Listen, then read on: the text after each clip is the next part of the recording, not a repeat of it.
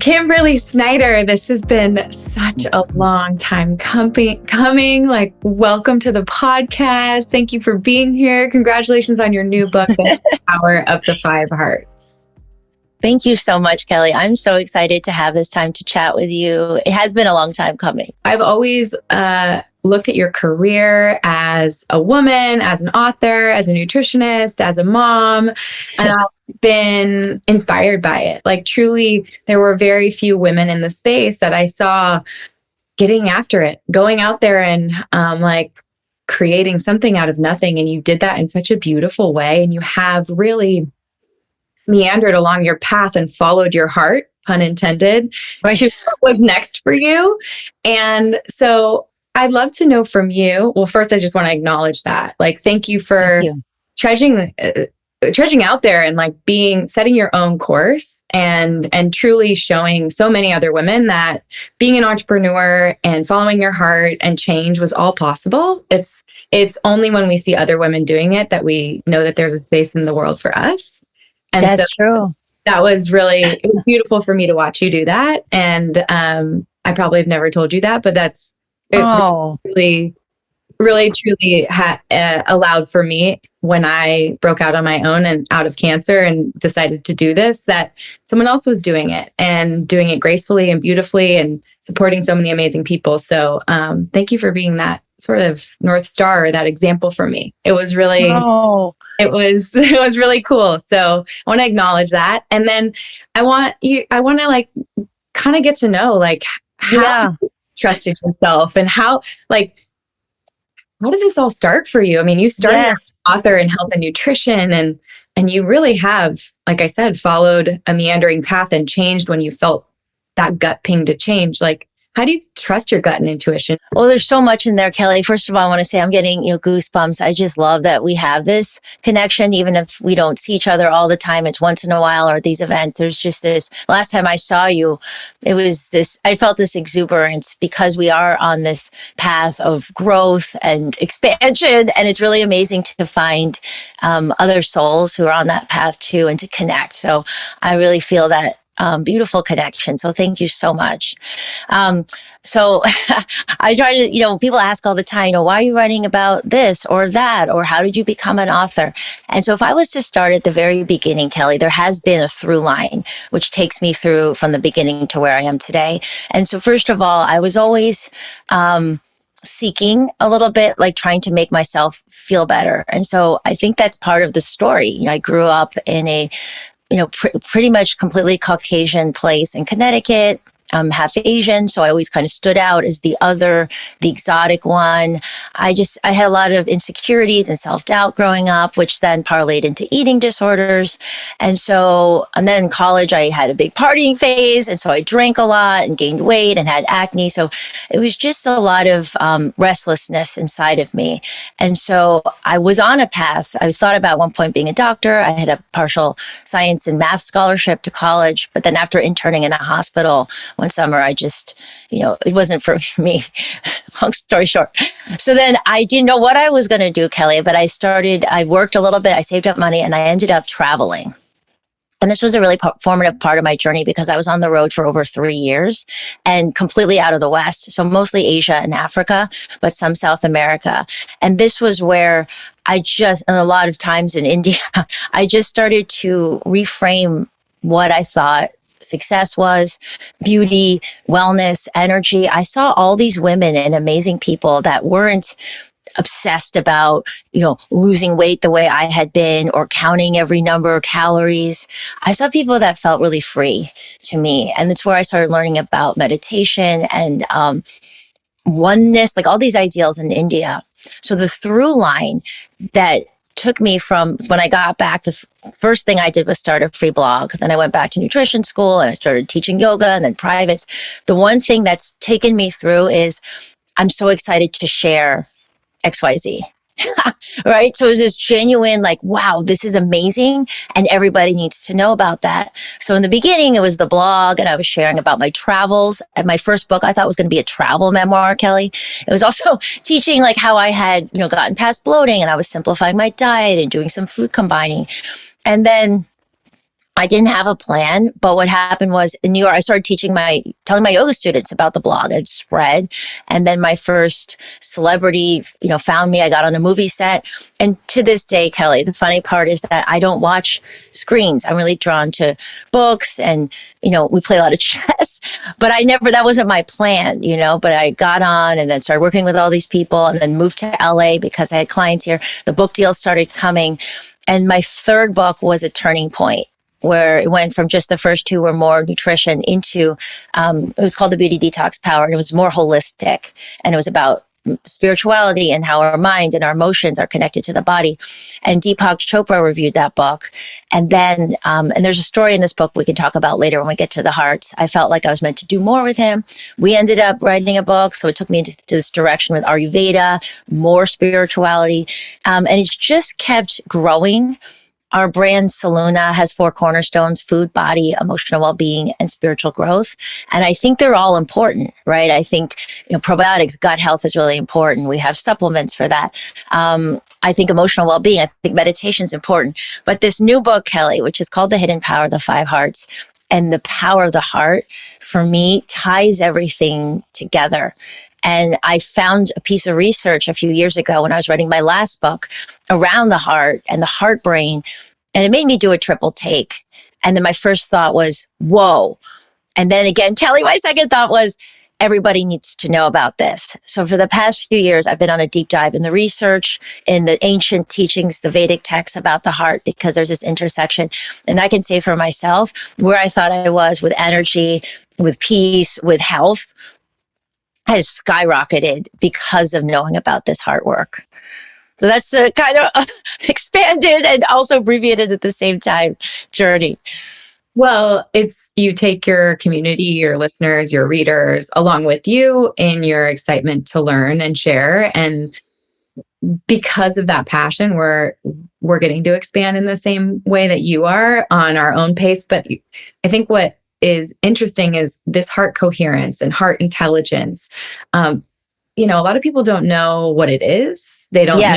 Now you're talking about a piece of research and we're like, what is heart coherence? Like, how is it studied? What are we looking at? How do we know if someone's in coherence or out of coherence? Is there, data to test someone? Like, yes. Let's get the 101 down for everybody who has no idea what you're talking about. Okay. And so I think we would even back up, Kelly, and say, what is the heart, right? Mm-hmm. Because I think what people think of as the heart is, not the heart, including myself. So physically, we think the heart is just a mechanical, it's a pump, basically pumping blood through the body.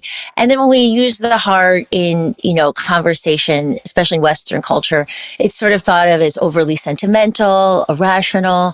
I followed my heart, I got screwed over, romanticized. So when we're really talking about the heart, is that it is another brain, which again blew me away because this isn't really common knowledge, but there's now over 500 research papers around this. The heart has 40,000 neurons. It has its own independent nervous system. It sends more messages to the brain than vice versa. So, Kelly, as parents, as moms, when you go in if you do get an ultrasound, one of the things that we're told is, oh, you're going to hear the heartbeat. And this is happening way before the brain is formed. So I remember hearing that from my OBGYN. I was like, oh, interesting. And then you kind of just go about your day and you don't really consider. But if the heart is coming first, there's a type of directive intelligence. There's something going on there. So what the research shows is that it's not just a mechanical pump. There's actually a highly intelligent language that the heart is emitting to the brain up here, to your nervous system. So heart coherence is bettering the communication, getting more in sync with the heart, this heart brain, the brain in your head, and your nervous system. And this syncing up optimizes all the systems in your body, including your gut health. So as someone who's been studying gut health and been, first of all, seeking my own relief from bloating and lifelong constipation, and then teaching other people about it, it was, revelatory to me to say, oh, there's this whole other way to actually boost this third brain, essentially, and just get everything to sync up. So the research I found was about this heart. I mean, we could go on and on, Kelly. There's a heart field around your body that's basically measured by magnetometers. That's 100 times stronger than your brain. So the science was really interesting to me, and I was diving into the science. But the hidden power of the five hearts also is where science meets ancient teachings. And when you look back in time, so today there's so much confusion, there's so much overthinking, right? People are kind of, there's a lot of lostness. There's a lot of lack of purpose. Am I supposed to do this? Am I supposed to eat this way? Or I read this, or this person's doing this on TikTok. But if you look back over the past 150 years, the ancient Babylonians, the Greeks, the Egyptians who didn't remove the heart from the mummy, they believed the heart was more than just a physical organ. They believed it was a gateway to true self, higher self, soul, spirit, however you like to think of it. And it's also this intersection point of all world religions. So you think this image of, the Sacred Heart of Jesus Christ and the Anahata Chakra in Hinduism, Heart Sutra in Buddhism, the word Lev, which translates to heart in Hebrew, mentioned throughout the Torah, the word Kalb, which translates to heart and it's mentioned 132 times throughout the Quran. So there's this belief, there's always been something about the heart. And over the last 100 years, I believe it's sort of been dimmed down, right? The heart's irrational, the brain is more important. And now this emerging science is intersecting with where these ancient teachings taught us that energetically and physically, there's this power center that can elevate our physical health, turn on emotional intelligence, elevate our energy. And so these five hearts, Kelly, they were written in the Vedas thousands of years ago. Swami Sri Yukteswar, who's a Vedic scholar, wrote there's 5 stages to come into your highest potential. And they happen to correspond with the science of heart coherence, which we can also get into. Wow. Well, I think you're just shedding light on an area that we haven't talked about. People talk about brain health, preventing Alzheimer's. They also talk about brain connection and how, we have the vagus nerve and we're sharing this information super highway and how what you eat and how you sleep and how you, manage stress is obviously going to influence your vitality. But everyone's skipping over the heart except for you. So it makes me really curious. So I want to go through the 5 stages of heart coherence, and also you draw this intersection between the old Ayurvedic or Vedic knowledge and what is heart coherence. So where do we want to start? We want to talk about heart coherence and how do we measure it, and then what was taught to us by our ancient ancestors. Well, I'd love to show a piece of research, Kelly, so we can see how grounded this is, and then maybe go through the stages talking about coherence along the way. How's that? So this is on page 77, because you mentioned about stress, right? And so we all know, if you can see this graph, or if anyone's listening to this, basically what's amazing is that we are taught to try to minimize the effects of stress. But what heart coherence is about, what the power of the heart is, the ancients have said this, the science shows us, there's another way, Kelly, and it's that we avoid stress in the first place, because stress is actually an emotional response. The traffic comes, it could be more neutral. You could turn on a podcast, right? Or do something else, but it's the amygdala has this, reactivity. I don't like this. Then you start to get upset. Then your body starts to go in the stress response. Then circulation, blood flow are pulled out of your GI tract, also fight or flight, out of rest and digest. All sorts of things happen. When you are able to be more coherent, which we'll talk about how exactly to do that, you're able to just flow and pivot with life. It's the true presence that the ancients talked about. But today we're talking, if you try to meditate, it's like, don't listen, don't have thoughts, or don't listen to your thoughts. And it's like, how do we do that when we're in our head? So part of heart coherence is coming down into the heart and learning to turn on this heart brain. So we're going to a different place to find the solution. And what's really amazing, so again, this is in the Propelled Hearts chapter. We'll talk about the stages in a minute. Where in 1 month of practicing these really simple tools, but powerful and evidence-based, cortisol on average went down 23%. And DHEA, which as we know is a precursor hormone for vitality, for fertility, for many things, went up 100%. So again, Kelly, back to my central mantra, everyone needs to know about this. To me, it's an and. We still eat healthy food and take the right supplements. And when you learn about heart coherence, you can learn to manage your emotions, these energies moving through. You can learn to be more resilient. You can learn to, the heart's power changes your perceptions, which then changes your thoughts, your emotions, eventually like the actions that you're taking. So there's this really powerful place inside of all of us. And that's why I'm so, lit up about sharing about this, because when I started doing it and taking it to my clients, Kelly, again, I would say my energy went up about 60%. Because while I've always been, last decade, I've been eating well, I've been focusing on sleep, using non-toxic products. But what the research also shows is that 2 minutes of irritation can put into motion over 1,500 different biochemical processes that ultimately drain your energy. So think about 2 minutes in a day, right? It's like, my subway's late, or, it's just, I really didn't like that email that came in, or what did she mean in that text? So that was the part that like all these little reactions, like, oh, I'm so worried about this, or I didn't, this on the news, that wasn't managed for me. And I think for most people, so you don't realize how much that adds up. One more chart I'd love to show. This is on page 35. And this study on heart coherence, people were asked to recall, imagine, Kelly, not even be angry, but recall something that made them angry. Like, remember when my friend, said this, I didn't like that. Recall it for 5 minutes. And in contrast, recall care, which is a regenerative coherence. It's been shown to be coherent inducing. I took care of my dog or my sick mom. So if you look here, in both cases, IgA spiked, which is a secretory antibody we can measure for immunity. And then in the case of the recalling of anger, it dropped for 6 hours. And then in care, it was elevated for 6 hours. So what's powerful about this, Kelly, is that this is where the psychological really becomes the physiological.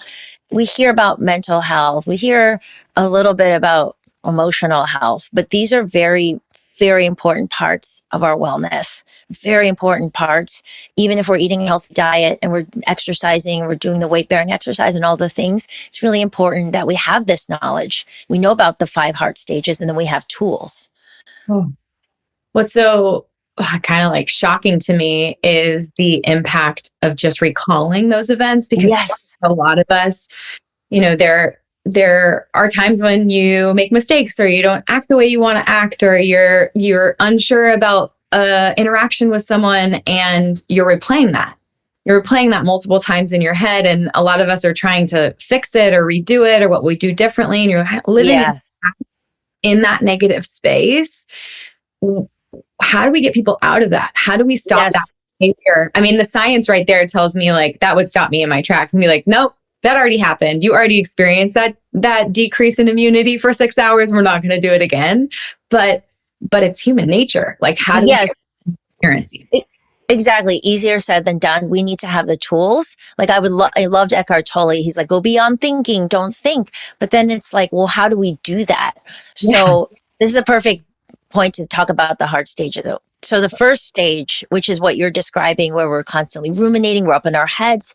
The experience when you're driving and you don't even know how you got there because you're just thinking the whole time instead of being really present. This is incoherence. So the dark heart means not evil. It sounds like dark, sinister.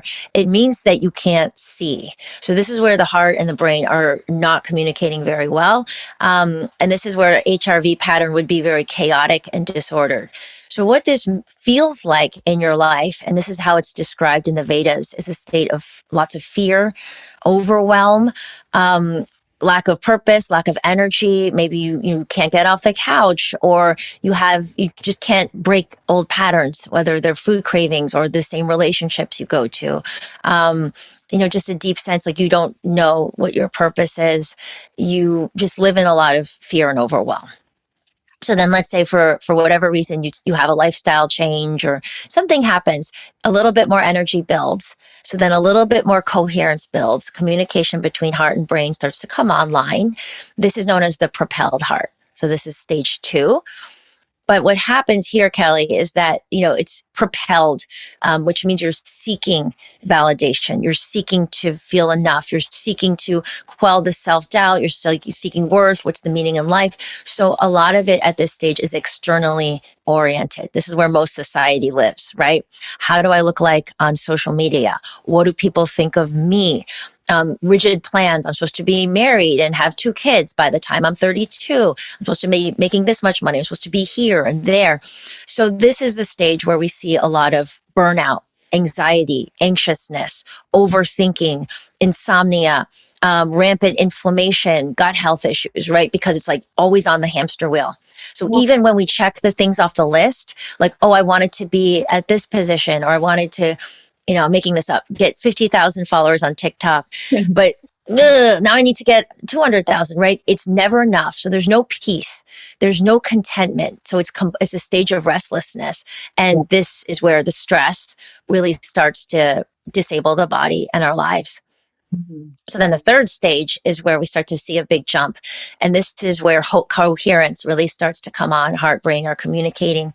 So the biggest difference here, Kelly, is that we feel steady in ourselves. So what that means is, and when I got to this stage, and by the way, we flow in and out of the stages. So you could start to feel more steady, but we're human, to your point. So you could see something on the news and feel a moment of dark heart fear. So the point is that as you learn these tools and practices in the book, you don't go in as much to the lower stages. And when you're in, you get out faster, right? But it's fluid. We're moving in between. But when you're in your steady heart, you feel safety and security and validation from inside of you. Your heart and brain are talking. So it's like life is happening, but you're not as reactive. You're also not as attached. So what that means is when I started to get into this stage, I noticed how attached I was, right? The propelled heart is attached to, do you see me? I need you to like me, people pleasing behavior. I want you to validate me. Do you think I'm good enough? Do you agree with my opinion? Just all sorts of attachments. And what happens when you get steady in yourself, those start to drop and you feel more connected to yourself and more than connected to other people, but without the needy, I need to be in a relationship all the time, or I need this job to work out. Something doesn't work out. You say, oh, okay, pivot, shift without all the excess stress and stories and narratives. So then the fourth heart stage is known as the devoted heart. And this is a high level of coherence. So now heart and brain are really talking, and I can show you a graph of that in a minute. This is where intuition really turns on. So it's sort of like, what coherence is like, Kelly, this, heart, brain, nervous system. It's like, I use this analogy in the book. When you see through to the bottom of a lake, it's clear and you can see, versus when it's muddy, you can't really see. So this is why intuition turns on. There's a clarity. There's a less of this overthinking. I call in the book like the unbridled horse is the mind. Now we're not saying heart is more important or brain. We're saying heart and brain harnessed together. So working more in harmony. Again, it's this expansiveness, like a practice too. It just shows like when these neurons turn on, it's more expansive versus the really small thoughts of the ego and the mind that are replaying over and over again. The whole car ride, you're thinking about that text. Should I have said this? Did I look like this? Did she mean this? Now suddenly you're getting more coherent in your thoughts. The devoted heart isn't just anchored inside. It's more devoted to these heart qualities. So it's not just checking things off a list. We become more devoted to love, kindness, compassion, right? Care, the regenerative emotion that's measured in the study. But the funny thing, Kelly, is because we are so coherent, things tend to work out better. There's just more emotional intelligence at this stage.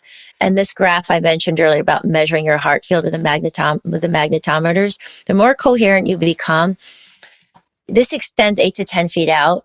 So another delusion is that this is where I end and this is where you begin. Actually, our energy is going 8 to 10 feet out from the body. This is measured by science. Just like when you get an EKG and it's measuring the electrical frequencies. Your brain the heart is 100 times stronger than the brain. So this is where when you're coherent, it's like when you walk in a coffee shop and people can sort of feel what mood you're in. You don't have to say anything or your friend. So as you become more coherent, people are more drawn to you, right? It's like, I don't know what it is, but what are you working on? I'd love to help you. Or for people looking for a relationship, I want to ask you out on a date. You just become literally more attractive. And so at the devoted heart, that's really a high stage of that. And then finally, the fifth heart is known as the clear heart. And this is where you think about what clear is, right? If you look at a glass of water, it's clear. It's also transparent. So you see through it. So the opposite of transparent is dense, like the dark heart, right? What are we dense with? All these reactions being up in our head, all the things that are stored in our amygdala, patterns that are playing out, old wounds, smallness, small thoughts. So the transparency, now we're the Vedas talk about this. We're not just clear in our hearts, we become sort of one with the universal heart, like the oneness, right? In yoga, you call it samadhi.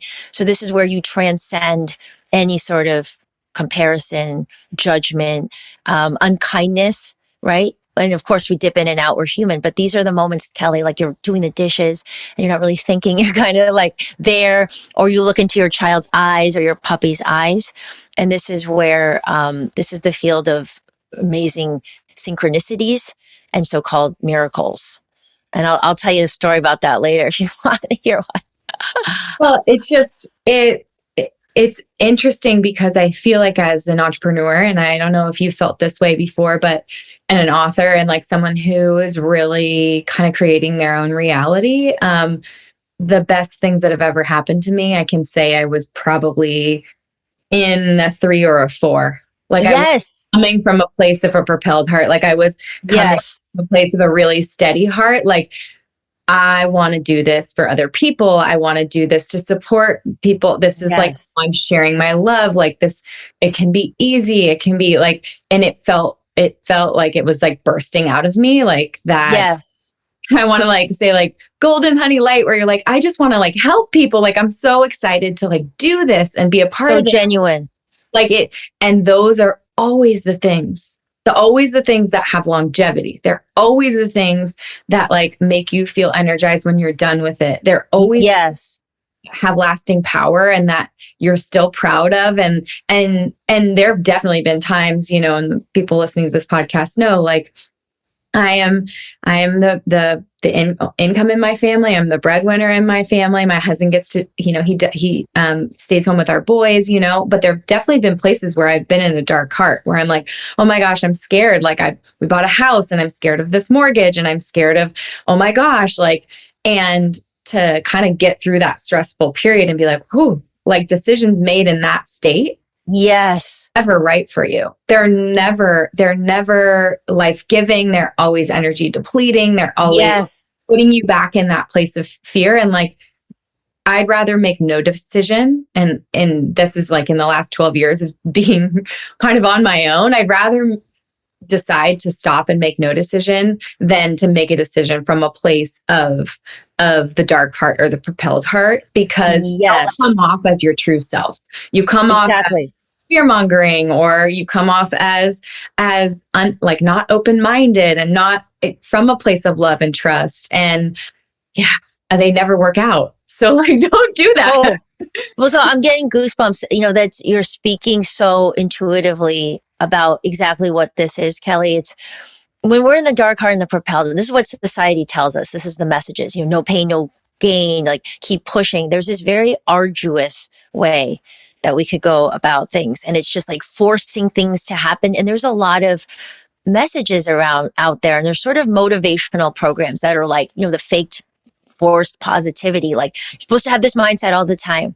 Right. And what this heart work is saying is we are human. So we have all these emotions, but we learn to digest them, sort of like you would learn to digest food. And then you get to this place, like you said, where you get into a more coherent state before you act, before you speak, before you make decisions. And so there's the wisdom that comes up from your heart that will give you the highest level of creativity and the highest, you know, way you would go about a project, which is a very different place from the Now, can people in the propelled heart still be successful? Sure. But like we said, at the end of the day, they're, you know, jacked up on caffeine in the morning, and then they're jacked up on sleep aids and melatonin in the evening, because there's just not a regenerate, you know, just their bodies and everything just starts to get out of whack. So I'd love to tell this quick story, Kelly, about a moment in the clear heart, because I think, and I share this example, like you said, because, we're all ordinary. I mean, we're all people. We're extraordinary and we're all ordinary, but none of us are special. We all have this potential. And that's one of the teachings of Yogananda, who brought yoga to the West. And Swami Sri Yukteswar, who wrote about the five hearts, was his guru. One of their core teachings is all hearts are equal, right? But when we get to the clear heart, it's more transparent. So the footnote, the subtitle of the book is Empower Your Thoughts, Balance Your Emotions, and Unlock, Kelly, vibrant health and abundance. Why? Because we're not talking about being a different version of yourself. We're talking about unlocking these layers, these patterns we've been taught in society. You have to be aggressive. If you're a working mom, a woman, like the things we're taught, you have to fight your way up. You have to compete. Instead of just unlocking into this incredible energy, like you described it perfectly, it's bursting out of you. When we get out of this headiness, which actually keeps us down, this is where incredible things happen that the mind could never conceive of. So my quick story is that before I had kids, I was living in New York City. And I remember that day because it was just so clear. It was like one of those moments. I stepped out of my apartment in the West Village. I lived on Sullivan Street. And I remember the sun was on my shoulders. And it was those moments where I was just walking up to the park and I wasn't thinking. Right. So I got to Union Square Park and I would usually walk diagonally across the park to this agency I was working with at the time. Now, the preamble to this story is that a couple months ago, I sent my third book to Deepak Chopra. And after many follow-ups, he finally, through his team, wrote back and gave me a great endorsement. But Kelly, those moments when you just know something, right? And I felt like I was meant to do something more with him. But I didn't push. I didn't go into that propelled heart, like writing back right away. I just sat with it. I kept it in there, but I felt it, Kelly. Like, I feel like there's something more here. So fast forward, like 2 months later, I'm at the park and I'm supposed to go diagonally because this agency was in the east. And then I just had this feeling, walk west, right? Like coherence is like a clarity beyond thinking. It just kind of comes up from this, remember, heart, brain, 40,000 neurons. Neuroplasticity means we're not just rewiring up here, but you're starting to turn on how your heart influences your thoughts and your guidance. And from your gut too. We'll talk about heart gut in a minute. So inside of me, Kelly, it said walk west. And so I did. And who did I run into on the sidewalk? Deepak Chopra. Boom. I'm not kidding, like this. And because I was in my heart, Kelly, I went right up to him, clear as can be. And I said, Deepak, it's me, Kimberly. You just reviewed my book. And he was like, oh, wow, wonderful. And no, there was no self-doubt. If I was in the dark heart, it was like, who am I to talk to him? Or, being meek when we had this interaction. It was just clear, centered. Hey, it's me. And so he gave me his cell phone, Kelly. And then a few weeks later, we met in a coffee shop. In 2 hours, we decided to write a book together. We wrote out the pillars. We wrote the book. It was called Radical Beauty. It went on to become a New York Times bestseller. And the reason I say this is, remember you were saying, like, there's these moments where we think we have to, push. Maybe I need to be on 20 dating apps instead of 15 to find someone. I had a similar story in how I met my husband, right? We change our energy. We change that heart field. We come into more coherence. Things change around us. And this, is not like, sounds nice. Or, that book a long time ago, that even there's The Secret, there's science to this. There's heart, everything is these fields. And so you can strengthen your field. You can change your thoughts, change how you show up in the world from the inside instead of the very arduous way, which is trying to change the outside world first. Yeah. Well, it resonates with me so deeply because I think at my most stressful period of time was in my adult life was feeling the weight of, and almost I don't want to call it a nervous breakdown, but the weight of caring for my 3 boys and my husband and being there for them, like the backbone, the foundation of the house, the yes. support. And then being in that stressful period of time of oh my goodness, we bought this house and we're in construction and I'm in over my skis. And now I need to it moved me into the fear. It moved me into the dark heart. It moved me into the propelled, like, oh God, I like need to show up. What do I need to produce? How do I, instead of like taking a break and remembering like, wow, like you're so like blessed and there's so much love inside of you. And I will say, like, I had never practiced meditation until I would call it my rock bottom, where I'm like, I'm not showing up good as a parent. I'm short with my children. I'm short with my husband. But it's because I was in a place of like, yes, and newness and not being up in Los Angeles anymore. I was like down in suburbia at the beach in Orange County. And that's so aligned with who I am, because it's like, it's my home. It's where I was like, it's where my kids are like sandy and dirty and my husband's surfing waves. And we're like, I'm so small in this world there, and so grateful and like, so just in awe. And so I knew I was in the right place, but I was coming from this fear. And so, I finally was like, I was always into yoga and I'd never connected with meditation. I'd always been the person who would sit there and be like, I'm thinking my thoughts. I'm not supposed to be thinking my thoughts. What else could I be doing? Like, I just didn't see the benefits of it. I did the 6 phase meditation. I like happened to like stumble on that. And that is like a really powerful meditation where you're envisioning like someone you love, giving that a color, inviting that color into your body, picturing that color leaving your body, filling the room, filling your house, filling your neighborhood, filling the world. And it's like imagining this like deep love pouring out of you. And then coming from a place of that 18 minutes will do more for me, how I show up for my kids, how I show up for my husband, the business decisions that I make, the emails that I send, the belief that I could like create and do and change and produce. You are all whole if you can pull yourself to that place. And it just resonates so deeply with me that you could move your body into a place of that devoted or clear heart. And then it does the work for you. exactly. Exactly. All that stuff. And so, Kelly, I'd love to do an abbreviated heart aligned meditation with you now, which I think you will really resonate with.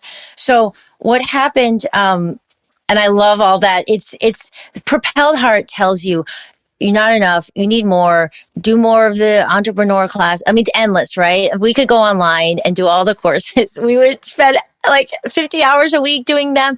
It's like, I need more. I need more. Once I get this, versus when you're in your heart, you like this wholeness, this abundance comes through that is so magnetic. And it will it will give you inspired action. So maybe sometimes you do need to take a class, or maybe sometimes you need to do this or this, but it's not from the place of lack. It's from a deep place of like, okay, I really intuitively feel this is what's needed, or this calls me. So what was amazing, Kelly, when I started learning about this work, I told you, went down the rabbit hole. A lot of the research has been put forth by the Heart Math Institute, who has been studying heart-brain communication for over 30 years. And these incredible scientists and people have basically dedicated their life to heart intelligence and heart awakening. So pretty early on in my journey, I contacted them and we did a podcast exchange, and, I just really connected with them. And then we ended up doing a research study together, which was really exciting. It was my first research study, the Heart Aligned Meditation Study. And we did it in LA. And what we did was we brought 30 people into the lab and we measured their HRV patterns, not just their number, but their patterns with sensitive M-Wave Pro equipment. So this isn't like wearing an Oura ring, which is using algorithms. Like, this is much more moment to moment and sensitive. And then we gave them the track of this practice, which is under 8 minutes. And all we said was practice this 4 to 5 times a week. And then they came back in 30 days into the lab and we measured them again. And you know what, Kelly? On average, there was a 29% increase in getting into a coherent state in 4 weeks. So we're talking about in as little as 32 minutes a week doing this practice, almost 30% increase in coherence. So again, coherence is that inner harmony. It means your heart is starting to turn on, your heart brain, your energetic heart as well. And I want to just reduce it to the science, because back to the ancient teachings, there's this power that can't be measured by science, but it's also in continuum with what science is measuring, this magnetism, this gateway to the true self, however you want to think of it, almost 30%. So this is how powerful this is. And so I do something as well called Kriya Yoga meditation taught by Yogananda, but then I end with the heart align. And what this has done for me as someone who's been practicing yoga meditation for 15 years is when you start the day with being more coherent, it's not like, oh, I'm in meditation, I feel really good. And then the day starts. You're increasing your coherence. So what happens over time, the longer you do it, is your coherence capacity, your baseline grows and grows and grows. So you notice less reactivity, more of that flow, getting out of the propelled heart, all these patterns, whether they're food cravings or I automatically go into stress when I see traffic or whatever it is, or I get overwhelmed a lot.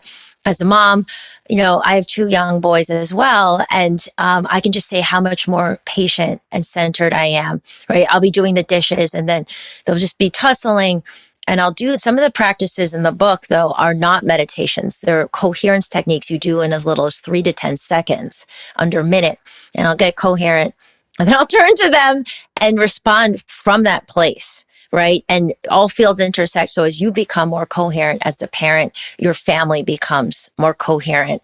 And it has an enormous effect on those around you.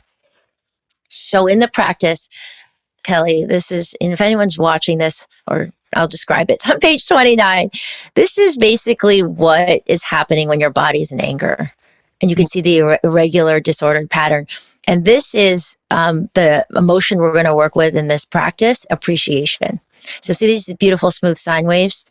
Again, this is where the psychological becomes the physiological. It doesn't just feel nice.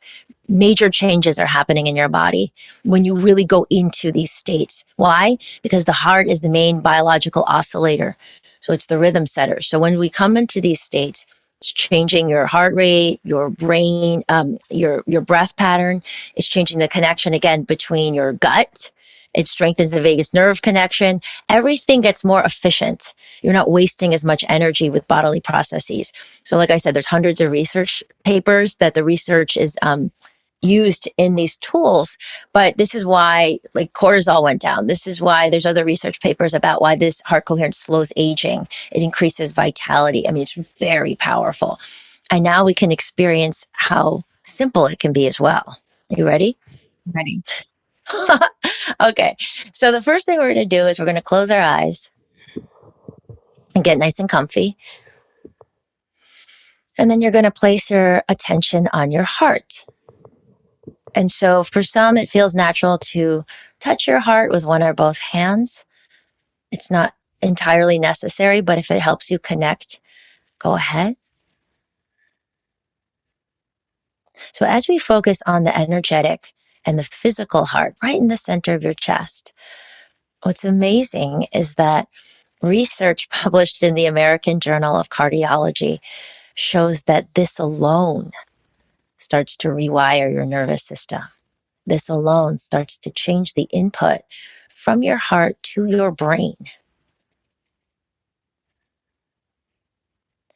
So now while we're focusing on our hearts, I'd like you to take some deep breaths in and out, imagining that you're breathing in and out of your heart, like a lung.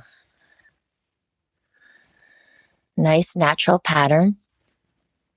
In the book, there's a whole coherence breath pattern, but for now, we won't get into that. Just slow, deep breaths while focusing on your heart.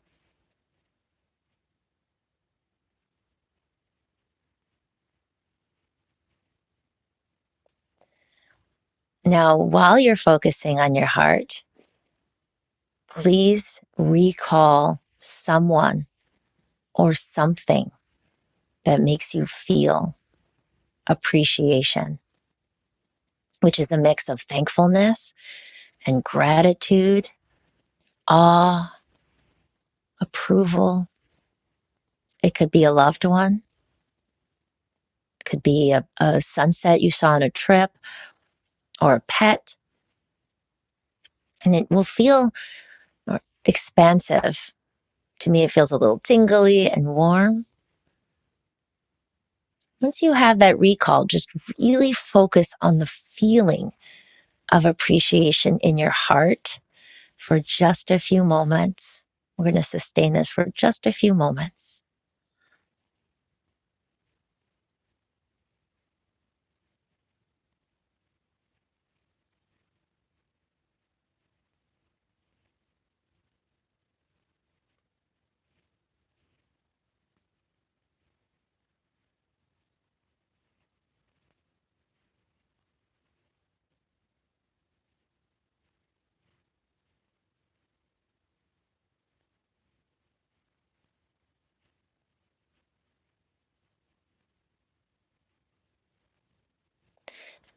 If a thought came in or you got distracted, come right back into your heart. You can use that recall again. Really go there into this energy of appreciation. Just a few more moments.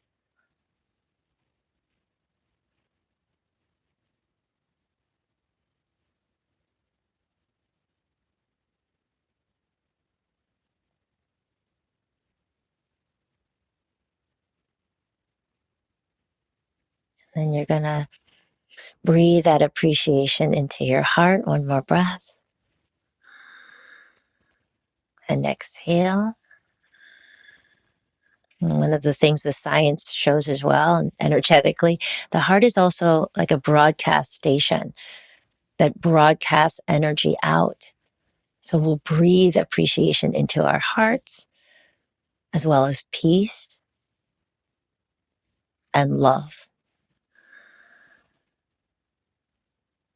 And then we'll exhale out appreciation, peace, and love to our loved ones, to the communities around us,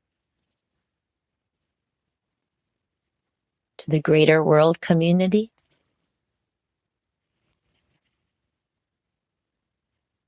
And finally, one more time, we'll breathe in appreciation, peace, and love. And we'll exhale out appreciation, peace, and love to the places in the world that could really use more peace, unity, and love right now.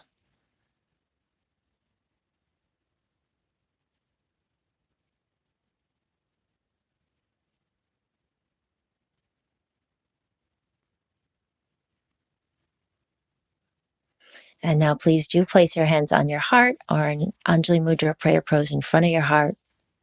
And then just take a moment to thank your amazing heart for all of its wisdom and to give thanks for anything else that arises spontaneously.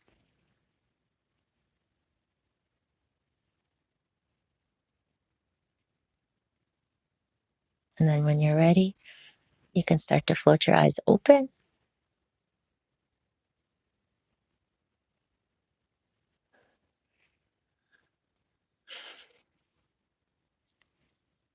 Oh, it's so wonderful.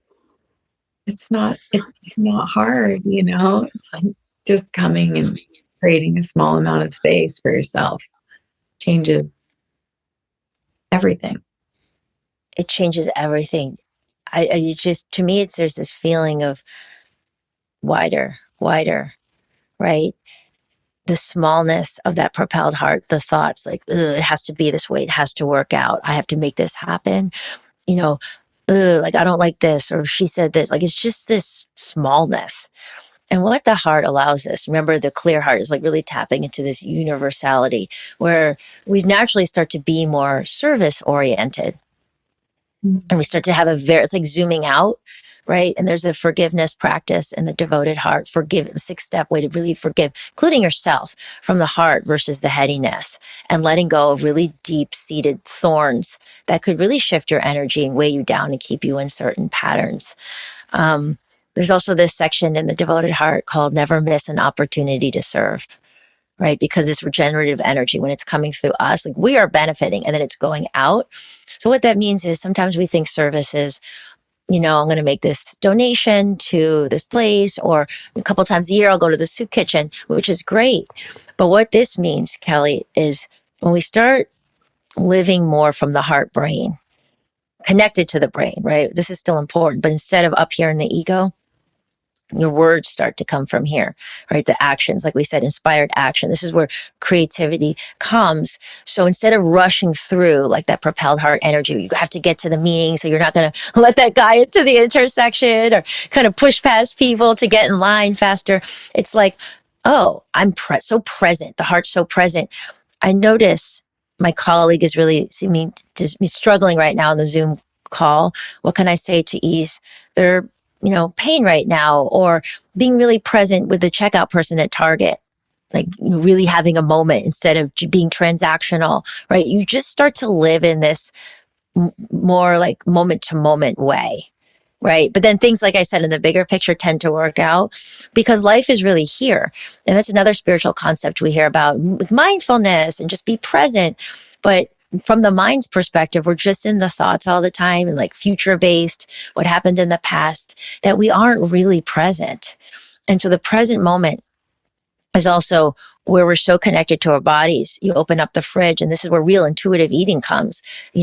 This is the best decision to make, despite the 10 conflicting things I saw on TikTok today, right? This is where health is in the present moment.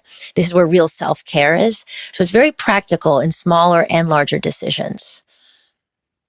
So interesting because I like to see the research where it shows this lowers cortisol, this increases DHEA.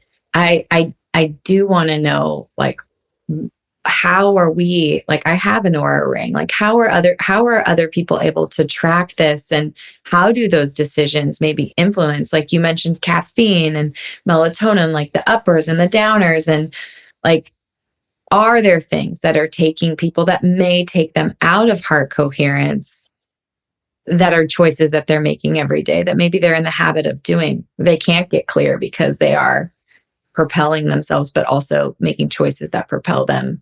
Yes. Yes. So I think that's great to bring up. Practically, some people are really, like the data. But like we said, when people did the study, they were coming in being measured. Heart Math has an app, and they also have a home sensor. So you can do it in real time and sort of see, you can play with it. You can be like, oh, I'm feeling, in my heart right now versus the disordered thoughts. So you can sort of see what it does.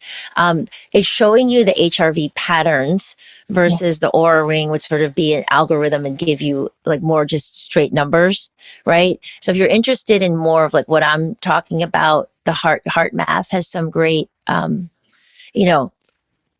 offerings in that regard. For me, Kelly, who's more intuitive, it's like at the end of the day, I would just notice. And again, some people like the data, some people are like me. I would just notice I had so much more energy. I'd be less frazzled.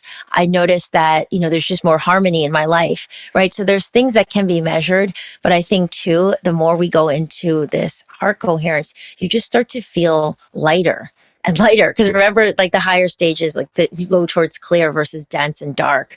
So the thoughts, right? I used to feel like, oh my God, like up in the night, like what if this happened? Like all the fear stuff, you see things on the news or whatever it is, versus, wow, like there's a centeredness that comes about. So I think there are measurables, but I also think what's amazing is the experiential of, again, I've been studying yoga and meditation for 15 years, but this is what peace can really feel like moment to moment. This is what lightness can really be like. Yeah. How has it, heart coherence, like influenced you? And have there been any like stories or experiences from your standpoint that you recognize would have been handled differently or gone had you not been practicing this? Every day, Kelly, I would say that my relationship with my husband is maybe 90% better. Wow. So there's the deep love, right? Many of us can relate to this, like so in love, but then there's daily life, right? And daily life, there can be these little, we all have wounds and we have past. So part of my past is, abandonment trauma, or like, you don't see me, or, you're not listening to me. Whereas my husband's is more like, don't control me. Like, don't tell me what to do. So just these little frictions, like you left the dirty socks on the floor, could turn into like moment where he's like, well, I'll do it when I want to, just these little frictions. What I found is, and I'll give you a concrete example when you switch to coherence. So we have we have a little farm in Hawaii. We spend time there. So we were there a few weeks ago, and I love very minimalist. I don't like clutter. I want this little stuff where my husband is a consumer. He's like a biohacker. He loves stuff. So we get there, Kelly, on the porch. There's these huge boxes. And so it's a long flight with the kids. I automatically go into like, oh, he's going to unpack. I'm going to have boxes everywhere. This is going to be a nightmare. We just got here. So then he was kind of unpacking the car, and I was on the porch and I go, so many boxes here, like the old pattern, right? Like, and then he starts his normal reaction, which is, I'm allowed to get what I want. So it's the normal, the old stuff. In that moment, I did the heart align, harmonize in life, which is the practice in the propelled heart. And in that moment, again, 3 to 10 seconds, I went in, I literally got coherent. And then he came on the porch and I looked at him from a very different place, not the old pattern, the amygdala going off from this heart brain. And I said to him, Kelly, I said, you're right. Like you can buy what you want. I said, but I would, so appreciate if you would just, put away the boxes afterwards. It came from my heart, but it was clear. I expressed my need. This isn't just about, let me get trampled on or like I have to just quiet myself. It was just a different way of communicating. And you know what? He took his stuff out and he immediately put all the boxes away. And what in the past could have been like friction and just like these little jabs we'd make at each other for an hour or two, and then the kids would feel it. It would just create a different atmosphere. It switched in 30 seconds into such a beautiful evening. And I got my needs met and he felt respected. It was just, these are the moments that make up our life. It's not just like the big, like, hey, we're having our anniversary celebration, but this is like day-to-day living.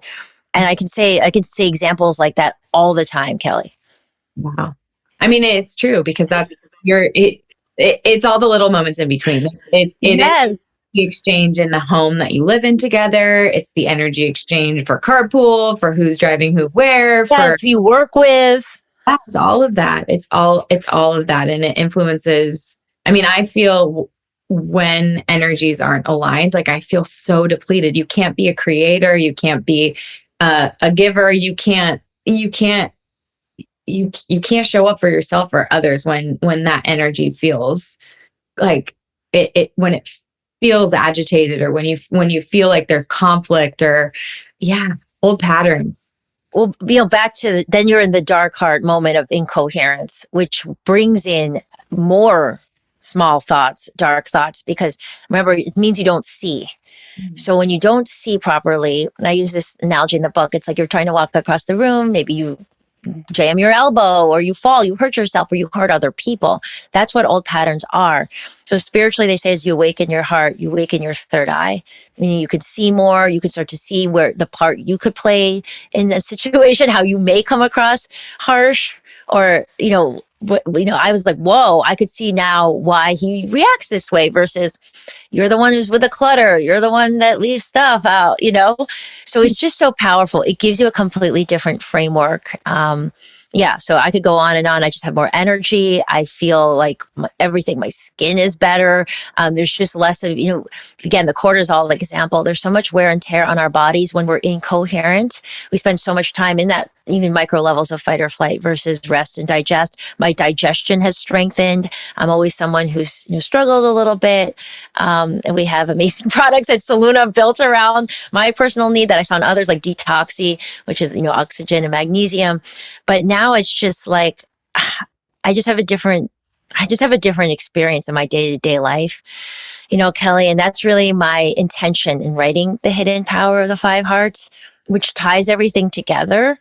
It will, strengthen your energy, the way that, again, your food choices, your intuitive eating, your relationships, your emotional digestion and management. So really from my heart, I feel like I've won so much. It's helped me so much. And I really want other people to experience that. Truly. It's just really beautiful because so many times when you're working with clients, you can do all the things. Like they can dial in their sleep and their nutrition and their activity levels, but all of these little micro interactions that they're having throughout the day is either depleting them or filling them energetically. And a lot of times it's, if they are in that place of fear and dark heart, their reaction to it or where they think someone's intention lies could be totally off base, or there's a way to not seeing, align with someone else like you did with your husband in the boxes. Like these little, there is practices that allow you to see clearly and stay out of that place. That's right. Thank you so much for writing this book and for being here on the podcast and for sharing the meditation with us.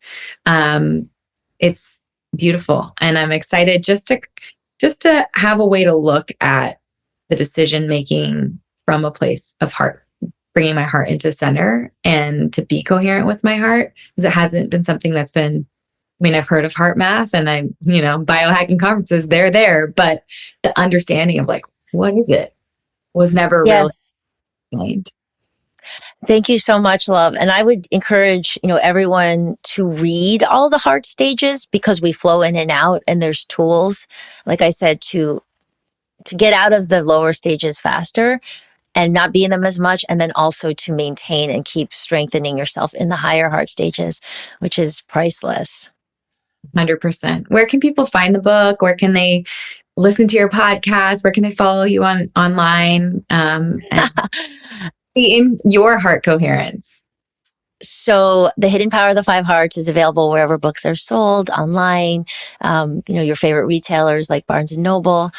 My main hub is called mysolluna.com, where there's also tracks of the meditation paired with music. There's also our courses, our digestion products.